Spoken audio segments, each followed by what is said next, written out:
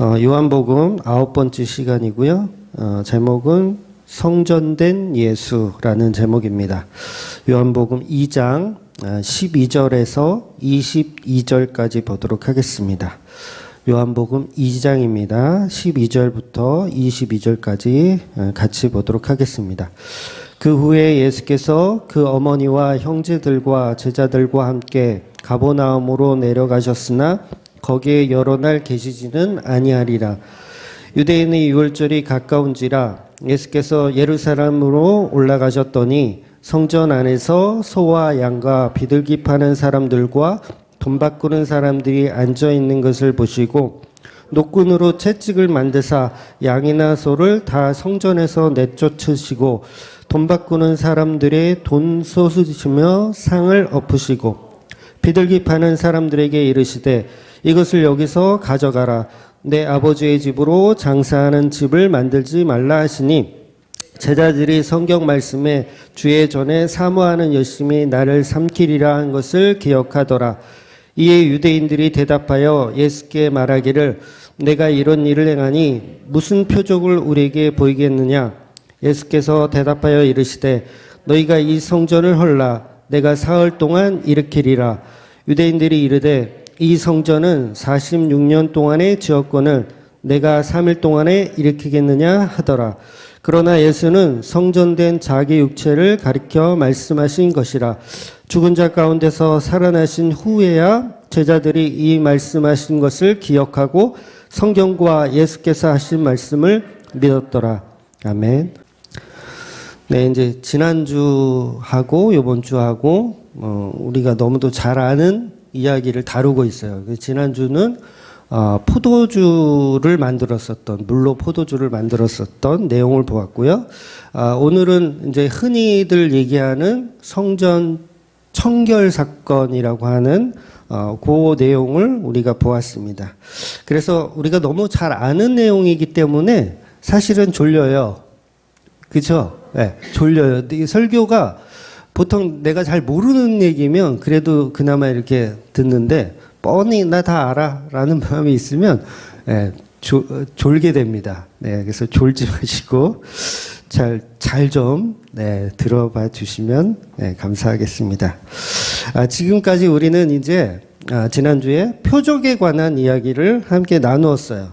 그러니까 표적이라는 것은 요한복음에 이제 7번이 등장하는데 그거는 이제 어떤 기적과 관련된 표적이 7번 등장하는 것이고 사실은 모든 게 다 표적이죠. 그러니까 오늘 이 성전에서 예수님이 노끈으로 채찍을 만들어서 막 이렇게 다 후려치는 이것도 사실은 표적인 거죠. 그래서 이 성경 전체가 사실은 표적이다라고 해도 과언이 아니고 오히려 그게 맞는 이야기인 거죠. 그러니까 국가수에서 이제 시신을 부검할 때 어느 부위를 부검하든, 그러니까 뭐 팔을 부검하든 다리를 부검하든 몸통을 부검하든 전부 살인자를 지목하는 것처럼, 한 사람을 지목하는 것처럼 성경 66권은요 어느 곳을 딱 펼쳐서 보더라도 전부 예수님을 표적하는 내용이더라는 거예요. 근데 왜 우리는 그걸 못 보냐면 성령이 주시는 마음이 일단 없어서 그렇죠. 성령이 주시는 마음이 없고 내가 보고 싶은 것만 보고 싶은 이 마음이 강력하기 때문에 성경을 보면서 그 표적들을 찾아내지 못하는 겁니다. 그래서 그걸 이제 눈먼 소경이다라고 예수님이 말씀하시는 거죠. 그래서 포도주를 물로 바꾸고 나서도 제자들은 정확하게 이 표적이 무엇인지를 몰랐어요. 그러니까 와 신기하다, 대단하다, 어떻게 물이 포도주가 변했을까? 여기에서만 머물러 있었다라는 거죠. 그러니까 표적을 보지 못한 거예요. 그래서 예수님은 제자들과 가버나움에 내려가서 그렇게 오래 머물지 않고 바로 다음 표적을 이제 보여주시려고 이렇게 오늘 사건이 일어나는 겁니다. 그래서 3년 반이 결코 여러분 긴 시간이 아니에요. 3년 반 있어봐야 요한복음 하나 끝내고 사도행전 하나 끝내고 창세기 하나 끝내면 빠듯한 시간이잖아요. 그러니까 그만큼 긴 시간은 아니라는 거죠. 그래서 7가지 표적을 이제 그 외에도 다른 표적들도 빠르게 보여주시기 위해서 예수님께서 이제 걸음을 재촉하시는 것입니다. 그래서 요한복음에 나오는 기적뿐만 아니라 모든 것이 다 하나님의 예표이고 표적이라는 것이죠. 그래서 오늘 이 성전 파괴 사건도 사실은 예수님의 표적을 나타내고 있는 거예요. 근데 결론에 보면 아시겠지만 제자들은 여전히 못 알아듣죠. 그리고 나중에서야 예수님이 돌아가시고 부활하신 후에야 오늘 이 성전 파괴 사건이 왜 있었는지를 알더라라고 요한이 설명해 주죠. 그러니까 못 알아들었던 거예요. 이 당시. 그러니까 3년 6개월 동안 못 알아듣는 거예요. 그러니까 저와 여러분 알아들으니까 얼마나 이게 복입니까? 예, 감사한 거죠. 그래서 예배라는 것은 우리가 지금도 예배 드리고 있고 또 가정에서도 예배 드리고 계실 텐데 우리가 성경에서 이런 표적을 찾아내서 예수님이야말로 정말 그리스도시구나 라는 걸 성경을 통해서 표적을 찾아내잖아요. 그래서 이 예수님의 어떤 그리스도 되심을 높여드리는 거 표적을 찾아서 요걸 예배라고 정의하는 거예요. 예배. 그러니까 예배가 뭐냐라고 했을 때 성경을 통해서 그리스도의 표적을 찾아내는 겁니다라고 해도 틀린 말이 아니에요. 그러니까 제자들은 3년 반 동안 한 번도 예배 드린 적이 없는 거예요. 이해가 되세요? 한 번도 예배 드린 적이 없는 거예요. 그래서 예배는 반드시 예수 그리스도를 찾아내는 거예요. 드러내는 거, 찾아내는 거, 이걸 예배라고 하는 거죠. 그러니까 성경을 보면서 나의 교훈을 삼았어요. 내가 그동안 악했는데 이제 선해졌어요. 성경을 보면서. 근데 그건 예배한 게 아닌 거죠. 그리스도를 찾아내야 예배한 게 되는 거예요. 그래서 오늘도 저와 여러분이 예수님의 표적을 찾으신다면 그게 예배하고 있는 거라는 거죠. 그러니까 예배 때 우리가 뭐 앉아서 뭐 전화도 받지 말고 예배 시간에 전화 오는 경우 있잖아요. 그러면 이제 들고 나가죠. 사업하시는 분들은 꼭 받아야 되니까 들고 나가는 거 그런 거를 예배에 집중 안 했다고 하는 게 아니라 얼마든지 나가세요. 괜찮아요.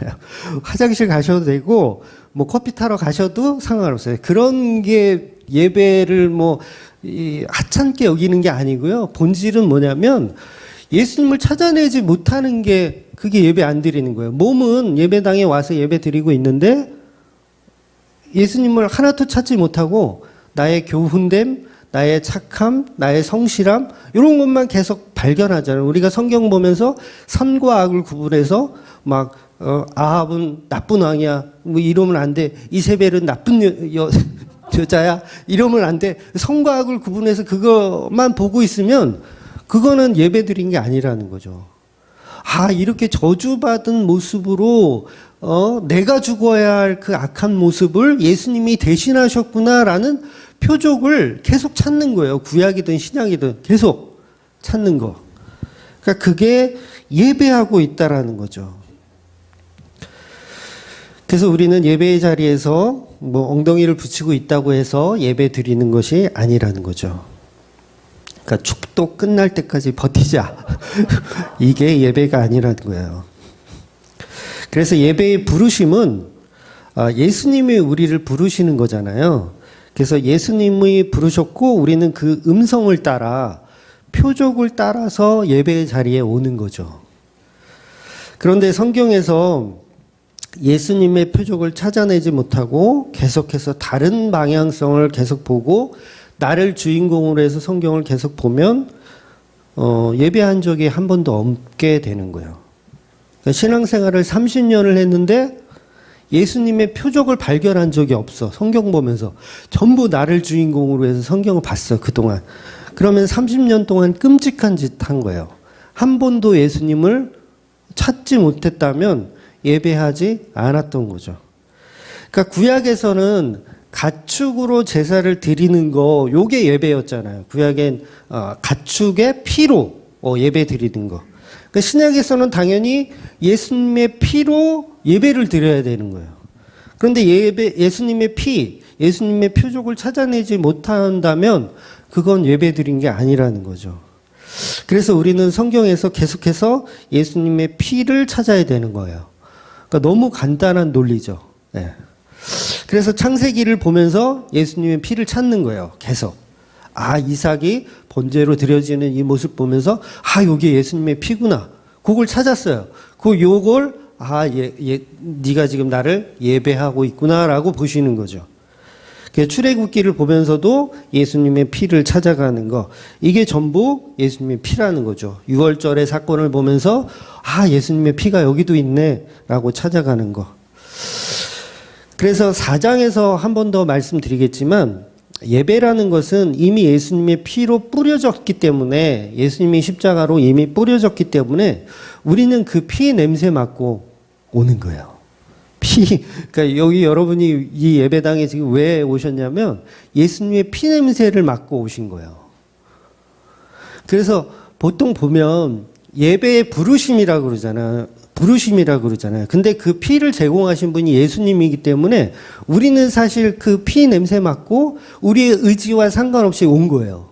그러니까 낚시하는 사람들이 물고기를 이렇게 낚았을 때, 물고기 잡았을 때 야, 물고기가 나를 찾아왔네 라고 생각하는 사람 없잖아요. 물고기가 나를 찾아왔네가 아니라 내가 물고기를 잡은 거죠.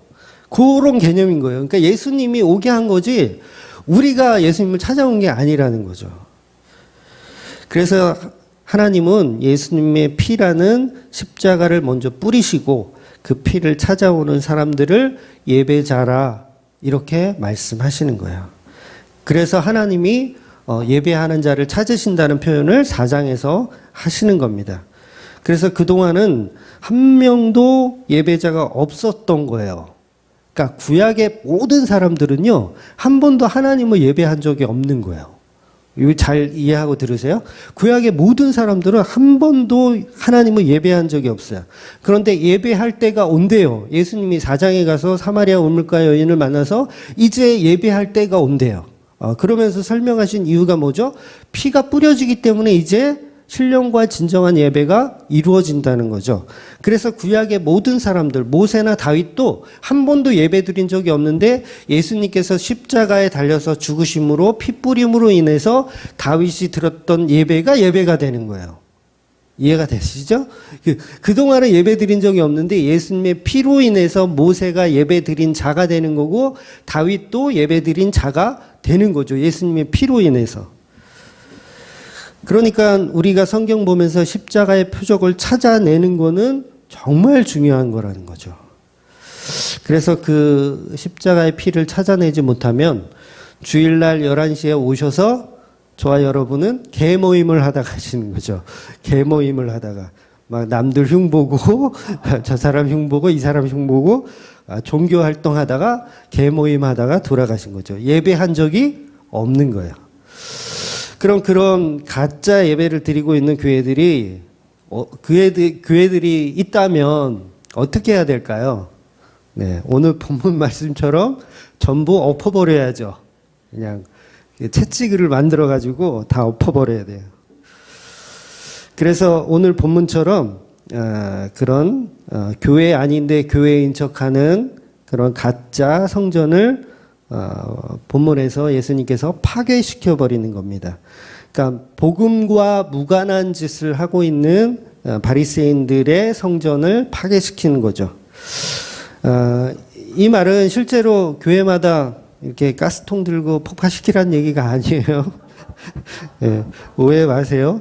저 교회는 예수님의 피가 없어. 저 교회는 당장 들어가서 내가 광대상을 다 엎어버리고 막 이래야 돼. 그런 얘기가 아닙니다. 그러니까 성경을 보면서 표적을 찾아낼 수 있어야 된다는 거예요. 예수님만이 선지자들이 말씀하신 메시아구나. 예수님만이 우리의 갈증을 채워주시는 본질이구나. 요걸 볼 수 있어야 되는 거죠. 그러니까 신앙 고백을 이제 바로 찾아서 모든 말씀이 예수님의 피로 십자가의 표적이라는 걸 알 수 있어야 한다는 것입니다. 그래서 오늘도 저와 여러분은 오늘 본문에 등장하는 성전이라는 표적에 이것이 바로 예수 그리스도의 몸이라는 말씀에 감격하는 거, 요게 바로 이제 예배라는 거죠.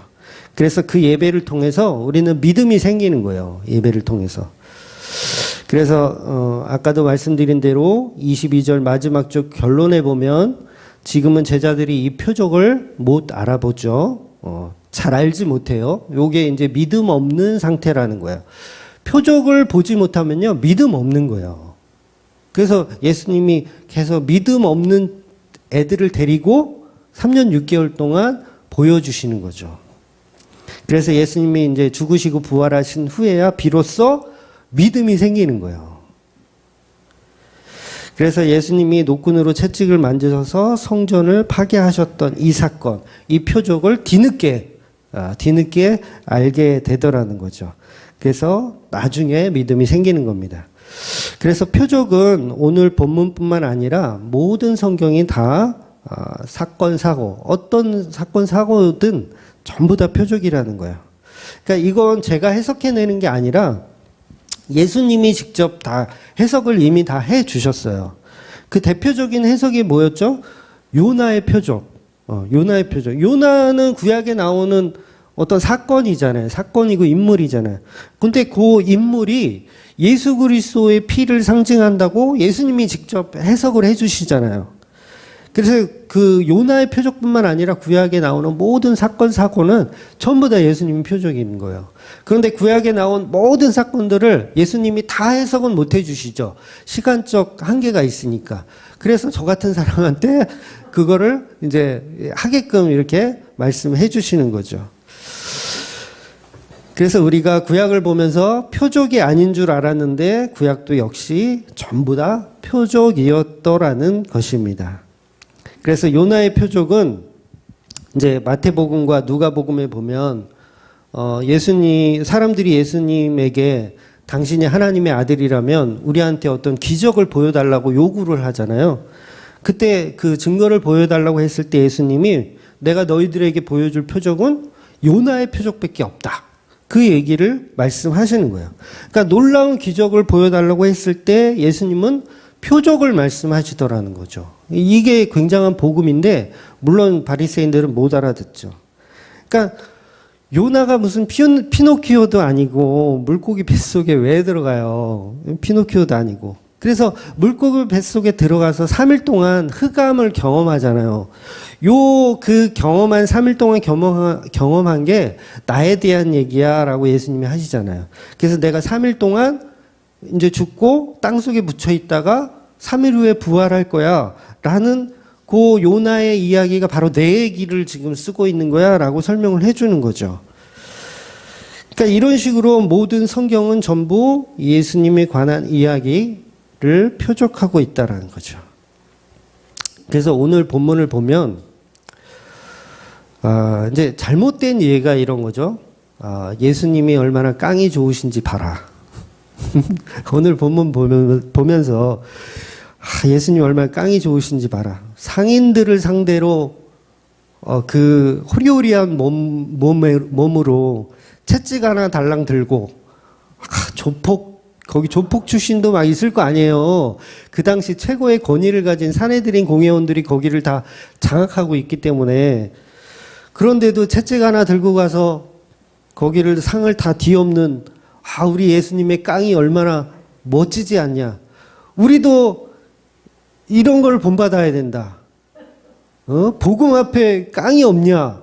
그러면 세상 사람들이 코로나로 모이지 말라 그러면은 막 이렇게 안 모이고 왜 이렇게 깡이 없냐. 이런 식으로 잘못된 예로 설교하는 경우가 있더라는 거죠.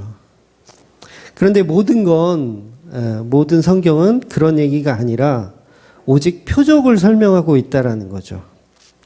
그래서 설교 제목을 순종의 삶 이런 걸로 좋아하고 우리 인간이 할 수 있는 어떤 걸로 자꾸 만들어 가는 거 그게 다 잘못된 예라는 거죠.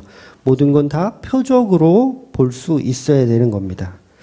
그래서 온라인 사경에 지금 이제 출애굽기 강의를 하고 있지만 출애굽기에는 예수님이라는 글자가 한 번도 안 나오잖아요. 예수라는 글자가 안 나오는데도 불구하고 온통 예수님 이야기잖아요. 온통 예수님 이야기. 오늘도 이제 예수님 이야기를 했는데, 그러니까 십계명을 비롯한 율법들인데도 거기에도 계속 예수님 이야기가 나오죠. 주저리 예수님 이야기가 계속 나와요. 그래서 예수님은 바리새인들에게 계속해서 십자가 이야기를 설명하지만 못 알아듣는 겁니다. 그래서 요나의 표적도 예수님을 말씀하고 있었다는 거죠. 그래서 오늘 본문의 핵심도 예수 그리스도의 십자가를 표적하는 내용이라는 거죠. 그러니 바리새인들은 요나의 표적 앞에 질문했던 것이 이제 그 이유거든요. 다 똑같은 이유거든요. 네가 뭔데 난리치냐 요거예요. 네가 뭔데 난리치냐. 성전 와가지고 막 때려부시고 하니까 네가 뭔데 이 난리치냐. 네가 메시아의 권한이 있냐. 그럼 우리에게 기적을 보여달라. 이런 엉뚱한 질문을 하는 거죠. 바리새인들은. 그래서 그 유대인들처럼 바리새인들처럼 오늘날의 우리들도 그 표적을 보지 못하고 엉뚱한 질문들을 하는 거죠. 그래서 성전을 다시 청소해서 깨끗하게 만들어서 쓰자는 내용이 아니거든요. 오늘 본문은 성전이 더러우니까 타락했으니까 깨끗하게 좀 정화를 해서 사용하자. 그 얘기를 하시는 게 아니라 표적을 설명하시는 거라고요.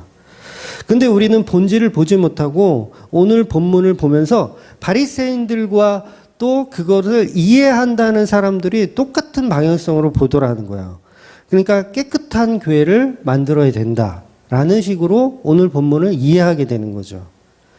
물론 접근 단계에서 초보적 단계에서는 맞는 얘기예요.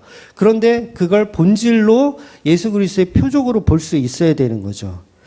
그래서 예수님은 지금 성전에서 재물 장사하는 사람들을 몰아내고 이 성전을 깨끗이 청소를 해서 다시 사용하라는 말씀을 하시는 게 아니라 완전 파괴해야 된다라는 말씀을 하고 계신 거죠. 파괴.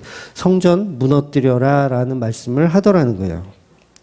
그래서 우리가 흔히 잘못 오류를 범하면 이제 건강한 교회를 만들어야 된다.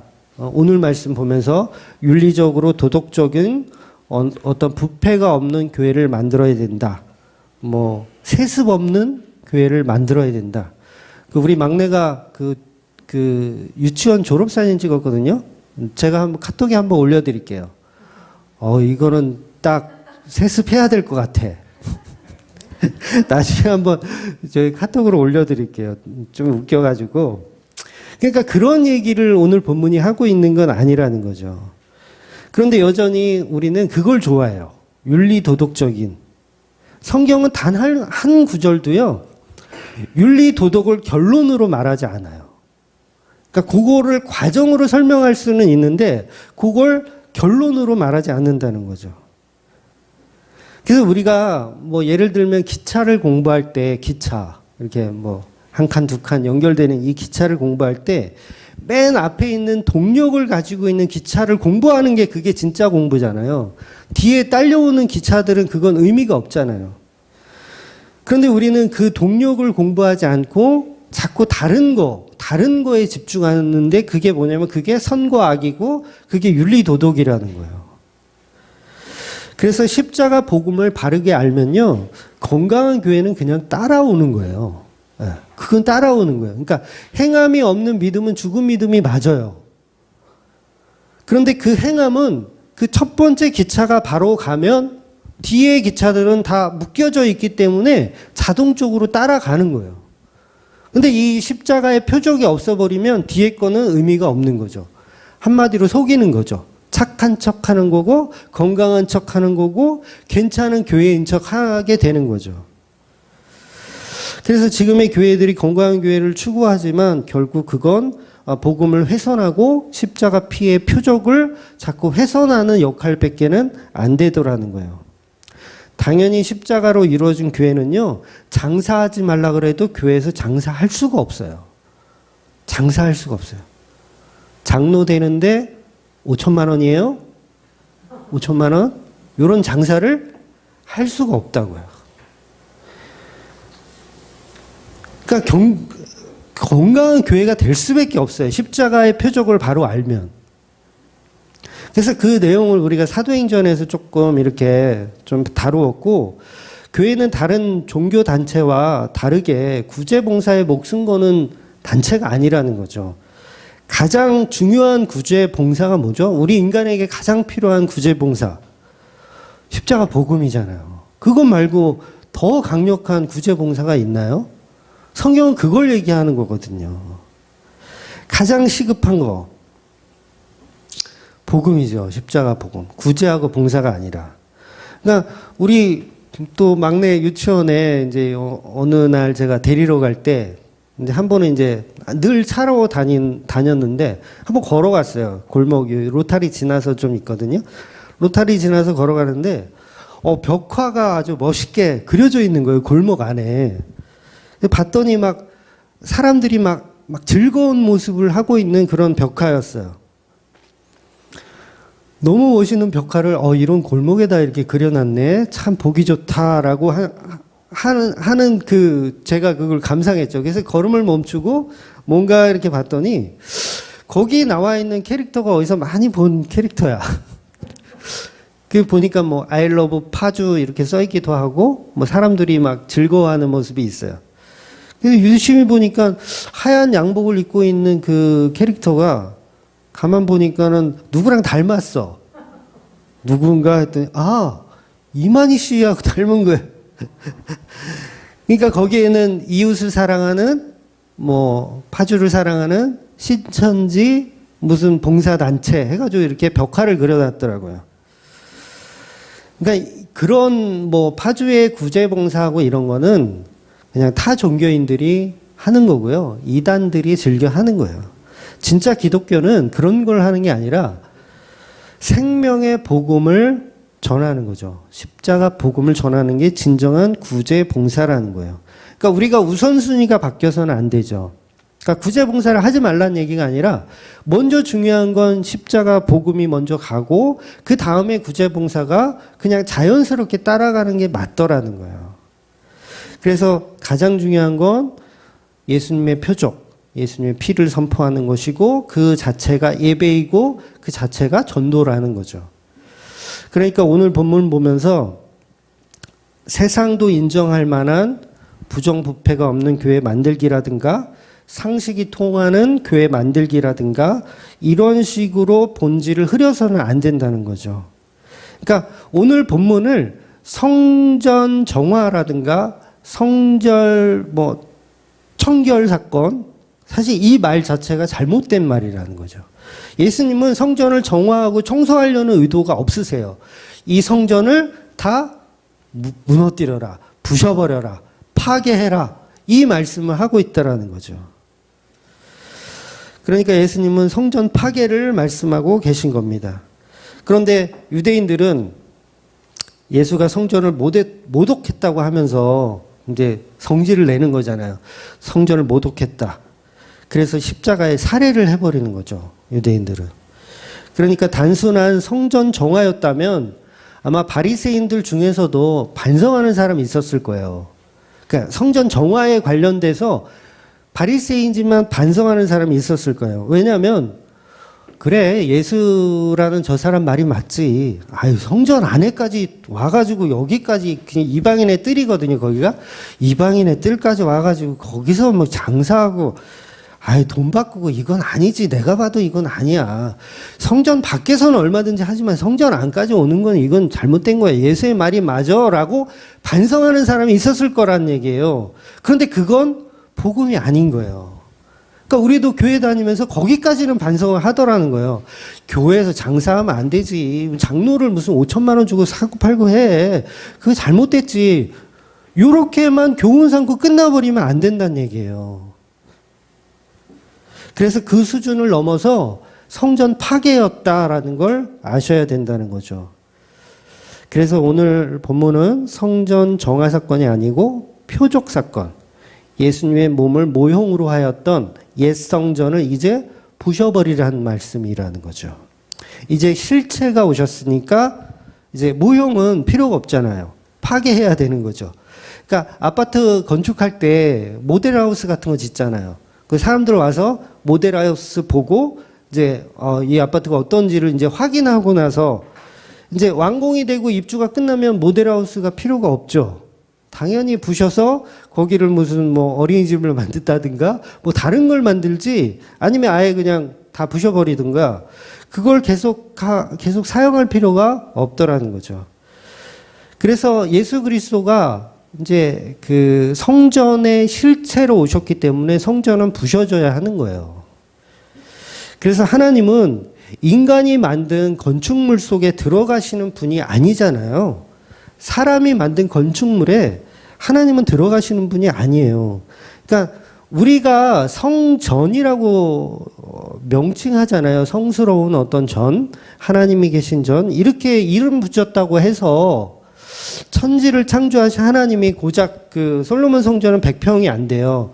100평도 안 되는 그 좁은 공간에 하나님이 들어가 있다고 생각을 해보세요. 끔찍하지 않아요? 하나님은 무소부재하신 분인데 인간이 아무리 그 성전에다 금으로 도배를 했다고 한들 거기에 하나님이 들어가 계시면 그게 좋겠냐고요. 하나님이. 끔찍한 거죠. 그건 날아다니는 독수리를 잡아다가 자, 세 장에 조그만 세 장에 가둬놓은 꼴밖에 안 되는 거죠. 그래서 하나님은 인간이 건축한 건축물에 그 속에 들어가시는 분이 아닙니다. 우리가 사도행전 때 봤지만 한번 볼게요. 제가 읽어드릴게요. 사도행전 17장 24절. 우주와 그 가운데 있는 만물을 지으신 하나님께서는 천지의 주제시니 손으로 지은 전에 계시지 아니하시고 또 무엇이 부족한 것처럼 사람의 손으로 섬김을 받으시는 것이 아니니 이는 만민에게 생명과 호흡과 만물을 친히 주시는 이심이니라. 그러니까 하나님은 우리가 만든 건축물 속에 들어가시는 분이 아닌 거예요. 그러니까 우리에게 섬김을 받으시는 분도 아니에요. 우리가 많이 좀 섬긴다고 이렇게 우리가 사기를 치죠. 근데 섬김을 받으시는 분도 아니에요. 우리의 정성, 우리의 피땀 눈물, 우리의 갸륵한 마음 다 안 받으신다는 거예요, 하나님은. 이렇게 하나님은 인간이 만든 건축물 속에 들어가시는 분이 아닌데, 그런데 들어갔다고 설명하는 게 바로 성전이잖아요. 이게 무슨 얘기냐면, 성전을 왜 그러면 있냐, 성전 왜 있냐, 그럼. 뭘 설명하기 위해서? 천지의 주제신 그 하나님이 인간이 만든 건축물 속에 들어가시면 안 되는 하나님인데 들어가세요. 요게 뭐냐면 요게 인카네이션이라는 거예요. 성육신이라는 거예요. 그러니까 이 성전을 통해서 예수님을 설명하고 있었던 거죠. 천지의 주제신 그분은 건축물 속에 들어가는 분이 아닌데 그분이 들어오신 거예요. 그분이 바로 예수 그리스도라는 거죠. 독수리가 인간이 만든 세장으로 들어오신 거예요. 요게 성육신이라는 거예요. 그러니까 성전은 예수님의 육체를 설명하고 있는 거예요. 하나님의 육체를 설명하고 있는 거. 그러니까 온 우주, 태양계열을 만드시고 지구를 창조하신 그분이 60kg 정도 되는, 물론 추정이지만 60kg 되는 인간의 몸 안으로 들어오신 거예요. 그게 예수님인 거죠. 그걸 우리가 뭐라고 부르냐면 임마누엘이라고 부르는 거예요. 임마누엘. 그래서 구약의 성전은 예수님을 설명하는 좋은 예표죠. 천지의 주제가 들어올 수 없는 공간에 들어오셨다. 이건 굉장히 은혜잖아요. 엄청난 은혜잖아요. 그래서 예수님이 인간의 육신으로 오신 거죠. 하나님이 인간의 육신으로 오신 거. 그래서 하나님은 다윗의 성전이 필요 없는 분이죠. 원래는. 그래서 하나님이 다윗한테 나 성전 필요해 건축해줘 이렇게 안 하셨어요. 다윗이 먼저 내 집도 이렇게 크고 화려할 거를 내가 꿈꾸는데 우리 하나님 성전 하나 지어드려야지 하지. 그 마음에서 다윗이 먼저 성전을 지어드리려고 했어요. 근데 하나님이 허락을 안 하십니다. 다윗에게 허락을 안 하세요. 그래서 다윗이 성전을 건축하기 위해서 막 자재들을 다 준비하죠. 그래서 성전 건축할 그 준비 과정을 다 했는데 하나님이 안 돼. 넌 안 돼. 거절하신 거예요. 다윗의 성전을 하나님이 거절하셨어요. 왜 거절했나 봤더니 다윗 너는 피를 너무 많이 묻혔어. 전쟁을 너무 많이 했어. 그래서 그 성전을 누가 건축하게 되냐면 그 아들 솔로몬이 하게 되는 거예요. 솔로몬은 어떤 이유가 있냐면 다윗의 자손의 개념이 있고 또 좀 더 들어가면 평화의 왕을 상징해요. 평화의 왕, 지혜의 왕. 그러니까 반드시 솔로몬이 성전을 지어야 이 표적이 완성되기 때문에 그래요. 그래서 솔로몬이 예수님을 상징하기 때문에 솔로몬은 예수님을 상징하는 거예요. 평화의 왕, 샬롬의 왕이기 때문에 그것을 표적할 수 있는 인물인 솔로몬이 성전을 건축하게 되는 거예요. 그래서 바로 오늘 본문이 말하는 예수님의 몸을 표적하기 위해서 솔로몬의 성전의 개념이 필요했던 겁니다. 물론 지금 있는 이 예수님 때 있었던 성전은 솔로몬 성전은 아니고 이제 헤롯 성전이라고 해요. 그래서 솔로몬 성전은 이제 부셔졌고 이미 이전에 부셔졌고 이제 새로 건축을 한 거죠. 그래서 인간들이 생각하는 성전의 개념은 솔로몬 성전이든 뭐 수룹바벨이든 뭐 헤롯 성전이든 늘 동일합니다. 우리가 생각하는 성전의 개념은 동일해요. 그러니까 하나님의 계신 곳이라고 착각하는 거죠. 하나님이 계신 거, 하나님이 여기 계시다라고 착각하는 거. 그런데 헤롯 성전 안에는 하나님이 없었던 거죠. 하나님 어디 계셔요? 예수님 안에 계신 거죠. 예수님 안에. 예수님의 육체 안에 하나님이 계신 거죠. 이게 이제 삼위일체의 개념, 성육신의 개념 다 들어있는 거죠. 그러니까 성전이란 뜻이 거룩한 전이잖아요. 거룩한 전. 그러니까 예수님이 거룩한 전인 거죠. 그래서 예수님이 계신 곳이 성전이에요. 예수님 안에 하나님이 계시니까. 그러니까 한마디로 예수님이 진짜 성전이죠. 그러니까 헤롯 성전은 성전도 아니고 성전인 척 하는 거예요. 그러니까 헤롯 성전 자체가 그냥 헤롯이 그냥 유대인들을 위해서 말 잘 듣게 하기 위해서 너네들 성전 좋아하지? 그럼 내가 지어줄게 해가지고 짓고 있는 거거든요. 그러니까 사실 성전도 아닌 거죠, 그건. 성전인 척 하고 있는 거죠. 그래서 예수님이 그거 가짜다. 그거 무너뜨려라. 이제 실체가 왔다라고 채찍을 가지고 가서 채찍으로 그 성전을 때려서 부시는 거예요. 웃긴 얘기 같죠? 성전을 어떻게 채찍으로 때려서 무너뜨려. 그런데 보세요. 예수님이 십자가에 달리기 전에 채찍으로 맞아서 거의 고반 죽잖아요. 그러니까 뭐예요? 성전이, 진짜 성전이 채찍에 맞아서 무너지는 거예요. 요걸 예수님이 예표로 설명하고 있는 거예요. 성전 안에서 왜 채찍을 갖고 가요? 저 같으면 뭐 도끼나 야구방망이나 뭐 이런 걸 들고 가겠어. 채찍 그거 갖다가 이게 효과가 있나요, 이게? 이거는 1대1 상대할 때만 좋지, 다수를 상대할 때는 야구방망이가 짱이에요. 일단 들었다 하면 일단 상대가 쪼니까. 근데 채찍 들고 있으면 상대가 쪼나요? 안 쫄죠? 야구방망이 같은 게 좋은데 예수님은 일부러 채찍을 가지고 들어갔어요. 그 채찍이란 단어가 동일한 단어예요. 예수님이 맞았을 때 사용했던 단어하고 동일한 단어를 사용해요. 그러니까 성전을 파괴하는 거죠. 예수님은 가짜 성전을 파괴하는 거고 인간은 진짜 성전을 파괴하는 거죠. 그 예표를 담고 있는 거예요. 그래서 모형인 성전을 파괴시켜라. 이제 진짜가 오셨다라는 거죠. 그래서 성전된 예수님의 몸을 채찍으로 때려 죽이는 거죠. 어떻게 보면 성전된 예수님의 몸을 채찍으로 때려 죽이는 거. 그렇게 맞아 죽은 예수님께서 3일 만에 다시 부활하시는 말씀을 오늘 본문이 하고 있는 겁니다. 결국 성전은 뭐냐면 하나님의 임재를 드러내는 장소이거든요. 하나님의 임재. 그러니까 하나님의 임재가 어디에 있다는 거냐면 예수님에게 있다라는 거죠. 하나님의 임재. 그래서 예수님을 찾는 사람이 하나님을 찾는 사람인 거예요. 그걸 예배자라고 하는 거죠. 그러니까 성전의 용도는 철저하게 예수님의 몸을 표적하고 있었던 거. 그러니까 다른 해석은 전부 본질적인 해석이 아니에요. 성전은 무조건 예수님의 몸을 상징한다.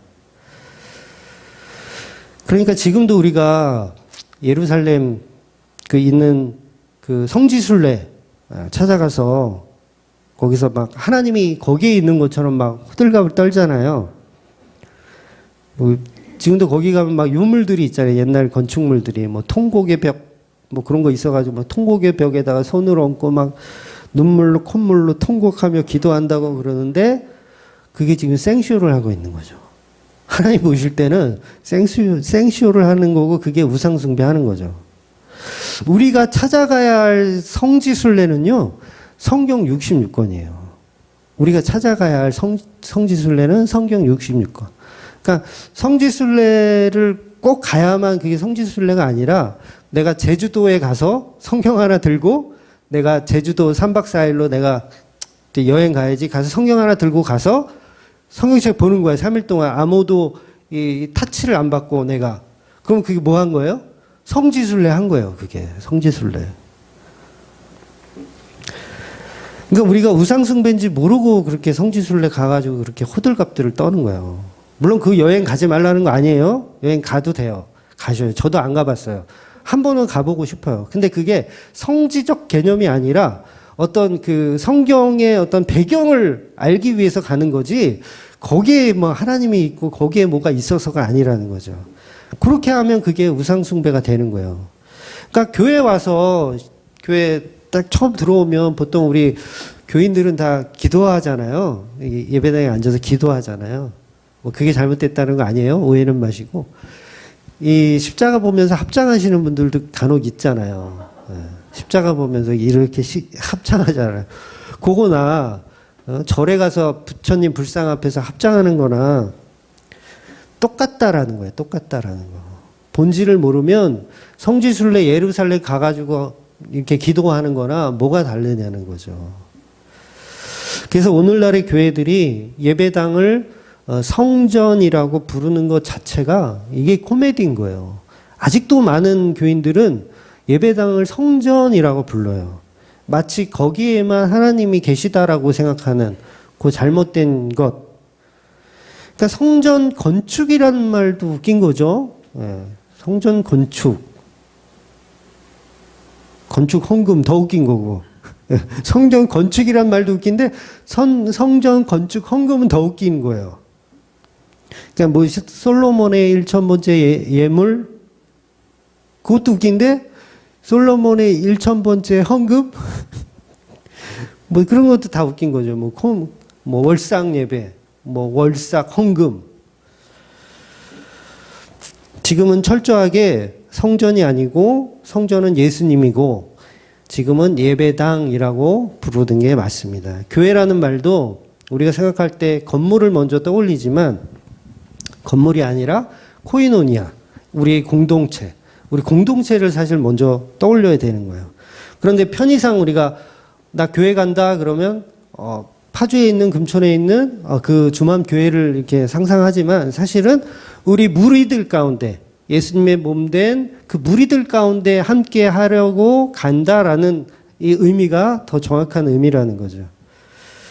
그런데 우리는 이런 것들을 전부 잘못된 생각으로 보도라는 거예요. 마치 이곳이 성지인 것처럼 파주에 있는 주맘교회만 성지인 것처럼 착각하는 그 자체가 우상숭배예요. 그래서 제가 언젠가 그 말씀 드린 것 같아요. 주일 성수 한 번도 안 빠진 분은 제발 한 번 빠지라고. 내가 10년 동안 나 주일 성수 한 번도 어긴 적이 없다고 생각하시는 분은 제발 좀 한 번 빠지라고. 말씀드리는 거예요. 이곳이 성지가 아닌데 여길 성지라고 착각하는 거예요. 그래서 성전은 예수님의 몸을 상징한다는 것입니다. 눈에 보이는 거대한 성전을 말하는 게 아니라는 거죠. 그래서 오늘 본문을 오해하지 말아야 하는 것은 예수님은 성전을 청소하신 것이 아니라 다시 사용하실 생각이 없으세요. 다시 사용할 생각이 없고 부셔버리라고 말씀하시는 거예요. 그래서 예수님이 성전이 되셔서 십자가에 무너지시고 무너진 성전에 3일 만에 일으키시는 거죠. 일으키시는 거. 성전이 무너졌는데 성전이 다시 일어나는 거. 예수님의 부활을 말씀하시는 거죠. 요걸 표적하고 계신 거예요. 표적. 그러니 오늘 본문이나 지난주 나누었던 가나 혼인잔치 표적이나 성경이 말하고 싶은 결론은 늘 똑같더라는 거예요. 저와 여러분 평생 그 표적을 찾다가 죽는 거예요. 네. 설교도 마찬가지죠. 설교도 표적을 설교하는 거예요. 평생을. 십자가만 설교하는 거죠. 그러니까 빈 물동이를 채운 하인들의 열심을 본받아 봤자 그건 표적이 될 수가 없더라는 거죠. 맛있는 포도주를 먹어봤자 포도주를 먹어봤더니 엄청 맛있어.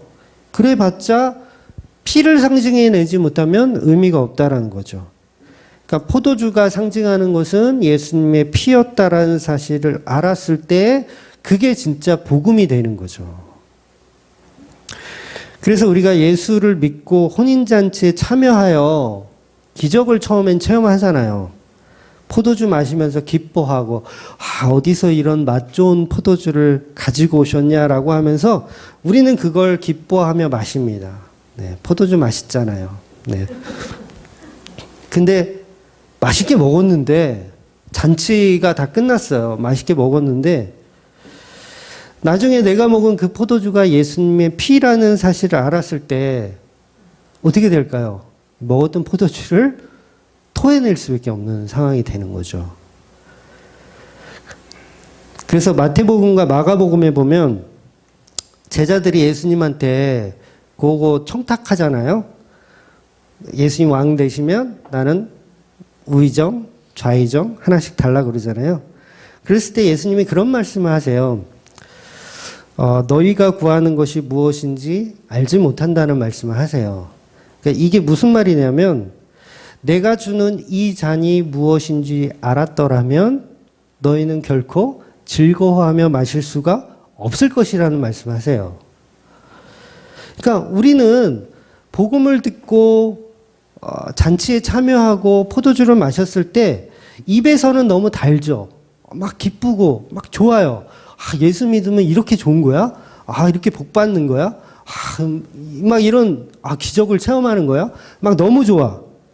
근데 제대로 된 표적을 보고 나면 쓴물이 이제 올라오는 거죠. 그래서 입에서는 달지만 배에선 쓰게 되는 거예요.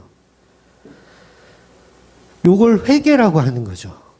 이 배에서 쓰게 되는 이 상황, 회개라는 거죠. 내가 혼인잔치에 참여해서 즐겁고 먹고 마시고 행복했는데 해피했는데 이게 예수님의 피였대. 그동안 그런데 나는 표적을 못 본 거야. 그럼 어때요? 토가 나오는 거죠. 회개가 터져 나올 수밖에 없는 거죠. 그래서 오늘 본문을 조금만 더 살펴보도록 하겠습니다. 오늘 이후로는 제가 설교를 그렇게 길게 안 한다고 분명히 약속을 드렸어요. 그러니까 당시 유대인들은 6월절에 하나님의 말씀을 알고 율법을 다 지키려고 했어요. 그래서 6월절이 되면 흩어져 있던 유대인들이 다 예루살렘에 모여서 이제 제사를 드려야 되는 거예요. 근데 제사를 드리기 위해서는 제물이 반드시 필요한데 이제 제사를 드릴 땐 돈으로 바칠 수 없잖아요. 제물이 분명히 필요한데 멀리 사는 사람들이 있어요. 그러니까 예루살렘에 안 살고 지방에 살거나 외국에 사는 사람들도 유대인들은 와가지고 6월절에 제사를 드려야 되거든요. 그래서 처음에 이제 집에서 소나 양을 가지고 출발하죠. 근데 예루살렘에 막 수십 킬로를 걸어왔어. 그랬더니 소가 막 비실비실해. 양이 막 비실비실해. 그럼 어떻게 해요? 제사 제물로서 적합하지 않게 되는 거예요. 그래서 멀리 있는 사람들은요, 돈을 가지고 와요. 돈을 가지고 와서 예루살렘에 와서 예루살렘에서 소나 양을 구입해가지고 제물을 드릴 수 있었던 거예요.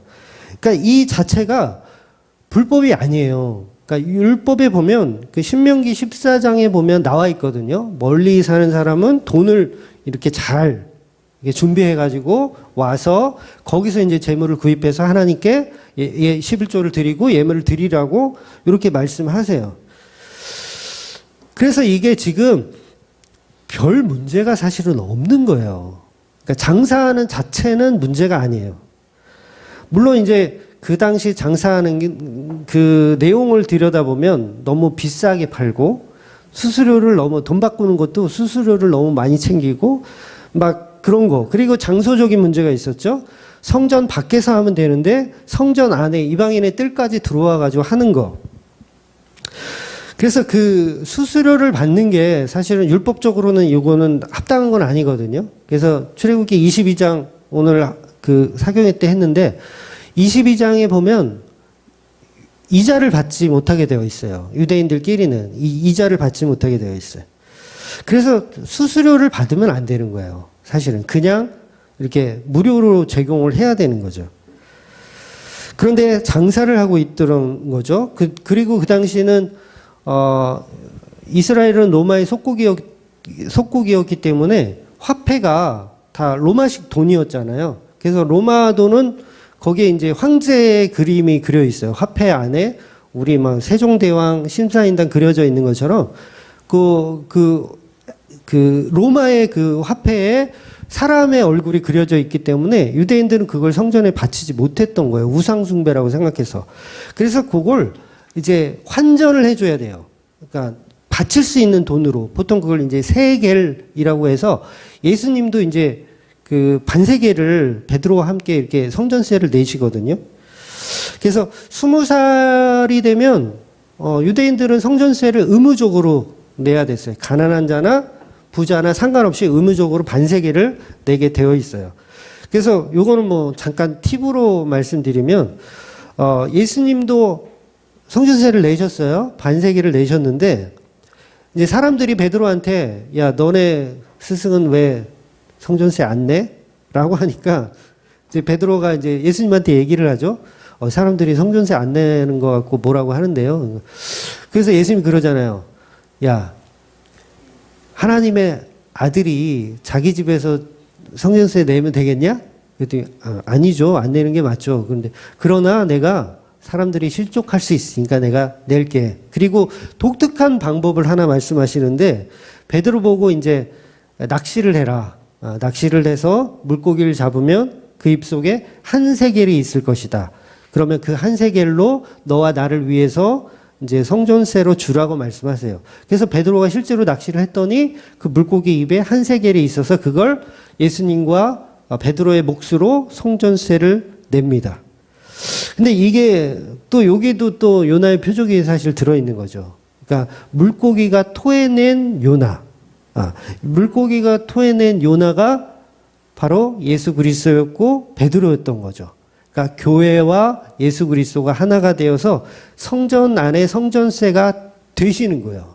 이 개념을 이제 신랑 되신 예수와 신부된 교회로 이렇게 설명하시는 내용을 예표하고 있는 것이고요.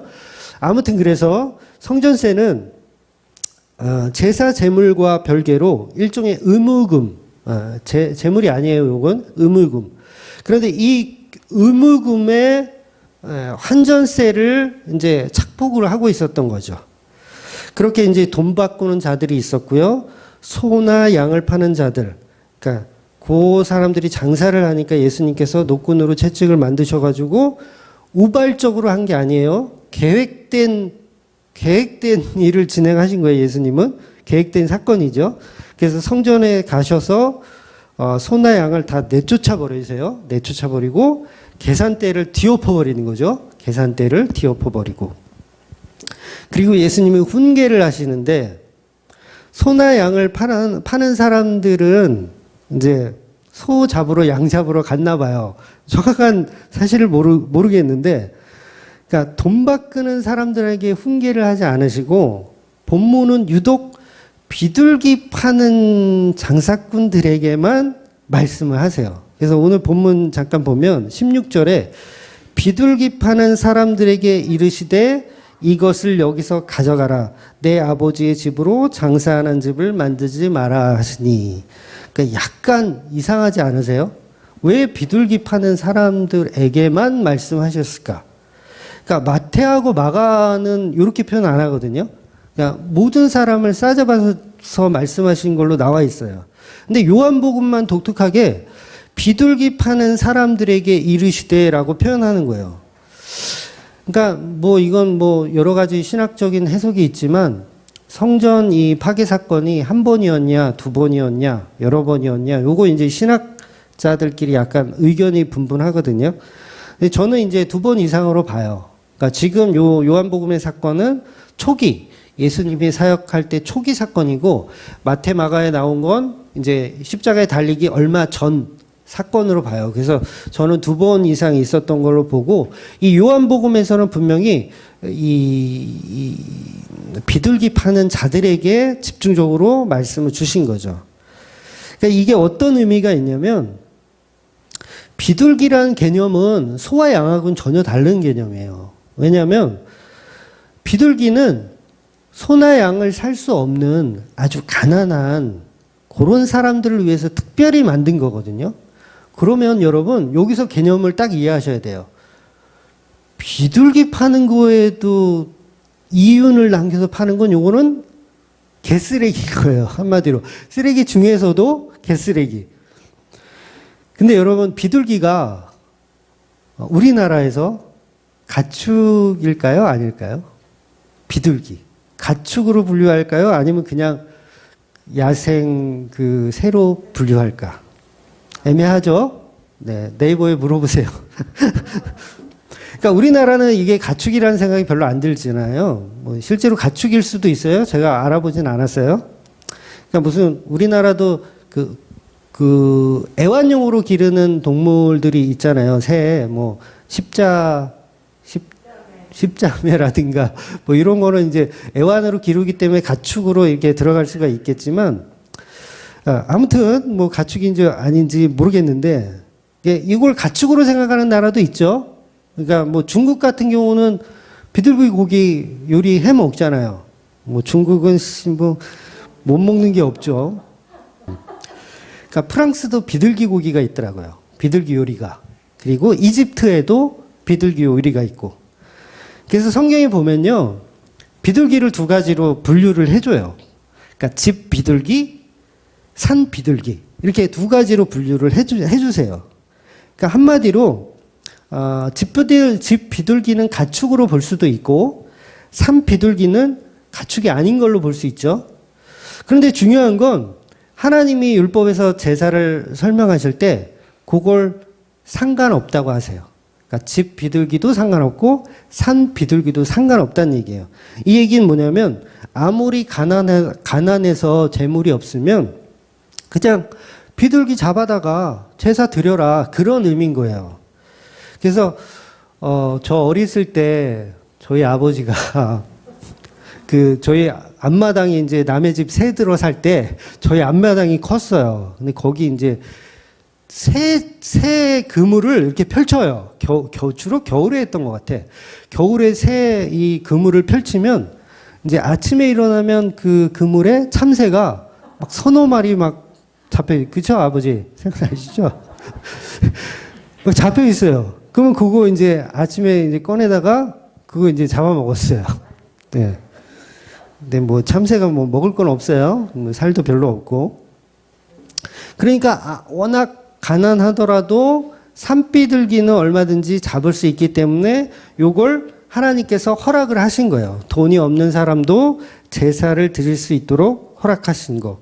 요 개념이 이제 과부와 고아의 개념이죠. 그러니까 과부나 고아는 돈이 없기 때문에 제사를 드릴 수 없으니까 산에 가서 그런 거라도 그물이라도 쳐서 뭐 어떻게 해서든 잡아서 하라는 그런 상품이었던 거죠.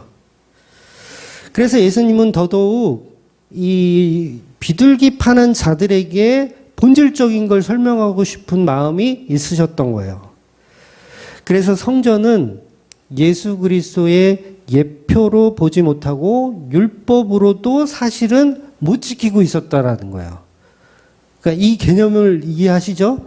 율법으로도 못 지키고 있었고 표적으로도 못 받고 그러니까 사실 율법으로 사실 먼저 봐야 되거든요. 그래야 표적이 보여요. 그러니까 율법이 무조건 틀렸다, 뭐 성전, 아니, 교회는 성전 아니다, 이게 필요 없다라는 게 아니라 이런 게 필요한 거예요. 아, 내가 그동안은 교회를 성전으로 모셨어. 저와 여러분이 교회를 성전으로 모셨어. 근데 성경이 보니까 성전이 아니래. 요건 예배당이래. 요게 들어오잖아요. 그러면 율법을 알았고 그 다음에 복음을 알은 거예요. 요게 순서예요. 그러니까 이걸 제가 정죄하지 말라고 하는 이유가 그거예요. 그거 하나의 과정이니까 그걸 내가 복음 안다고 해서 모르는 사람을 이렇게 막 정죄하지 말라는 이유가 그거거든요. 그래서 그 과정이라는 거죠. 그래서 예수님이 비둘기 파는 자에게 그 율법적인 거를 먼저 딱 얘기를 하신 거예요. 너네는 개쓰레기다. 소나 양 하는 애들보다 더 개쓰레기다. 라는 걸 설명하시는 거예요. 율법으로 뭐를 설명하시려면 표적을 설명하고 계신 거죠. 근데 우리가 지금도 이렇게 비둘기 팔아먹고 있는 거잖아요. 교회에서. 응? 권사, 장로 돈 주고 팔고. 응? 비둘기 팔아먹는 꼴이죠. 아니 권사, 장로를 왜 돈 주고 팔아요? 오히려 돈을 받고 맞나? 돈을 주고죠. 돈을 주고 오히려 교회가 장로님, 권사님들한테 돈을 줘야죠. 오히려. 근데 거꾸로 돼 있잖아요. 그래서 큰 교회들은요, 권사 장로들은 돈이 많아요. 요 개념이 이해되시려나 모르겠네. 큰 교회에서 권사 장로는요, 돈이 많으신 분들이에요. 돈이 없으면 권사 장로가 될 수가 없기 때문에, 예. 딱 봐서 나이는 장로급인데, 아직도 안수 집사야. 아, 이분은 돈이 없구나. 네, 이거는 이해하고 들으세요. 이건 제 농담입니다. 네. 아, 너무 발언이 좀, 네. 비하 발언은 사과하겠습니다. 아무튼 그때나 지금이나 비슷하다는 거예요. 그래서 예수님이 이곳 장사하는 곳을 부셔버리고 하나님의 몸된 교회에 표적을 보아야 한다고 설명하는 것입니다. 이것이 나의 육체로 만들어진, 나의 십자가로 만들어진 내가 머리 된 교회라는 거죠. 너희들은 여전히 비둘기를 팔아먹고 있다. 장사꾼이 되어 있다. 라고 책망하시는 거죠. 오늘 이 말씀은 바리새인들에게 하는 말씀이 아니라 저와 여러분에게 주시는 말씀입니다. 여전히 내가 비둘기를 팔아먹고 있지는 않은지 우리는 생각해 볼 필요가 있는 거죠. 거기에 노출되어 있는 사람이 사실 제가 가장 더 가깝고요. 제가 비둘기를 팔아먹는 놈이고요. 예. 주보를 보면서, 아, 이번 주는 참 모르는 사람들이 헌금을 많이 줬네. 그러면 흐뭇하고, 아, 이 자식이 또 비둘기를 팔아먹고 있네. 요런 생각이 계속 밀려오더라는 거죠. 그러면서, 아, 내가 비둘기를 또 팔아먹는 자이구나. 라고 한 번 더 예수님의 십자가를 바라봐야 한다는 것이죠. 그러니까 분명하게 말씀드리지만 단순히 그냥 오늘 본문은 폭리를 취하고 있어서 바리새인들의 부정부패를 지적하고 있는 내용은 아니라는 거죠. 그걸 통해서 예수 그리스도의 참 뜻을 우리가 보아야 한다는 겁니다. 결국 소나 양이 아니고 육체 대신 예수 그리스도. 그러니까 예수님이 채찍으로 소나 양을 성전에서 쫓아낸 이유가 뭐냐면 그 자리는 내 자리야. 그 얘기 하시는 거야. 재물의 자리는 내 자리인데 왜 엉뚱한 재물이 여기 성전 안에 있어? 이거 다 내쫓아. 내가 재물이야. 내가 들은 이 채찍으로 너희들이 나를 때려 죽여야 돼. 요 말씀을 지금 하고 계시다라는 거죠. 그러니 저와 여러분은 교회라는 복음 안에 장사하는 곳이 아니고 성전도 아니고 오직 예수님의 몸된 교회로 알고 그 교회를 표적하는 예수 그리스도를 표적하는 그 십자가의 죽음을 은혜로 알고 예수님만이 우리의 제물 되심을 인정하고 그 예수 그리스도의 주 되심을 높여드리는 그래서 예배자가 되시는 저와 여러분이 되시기를 주의 이름으로 축원드리겠습니다. 아멘. 기도하겠습니다.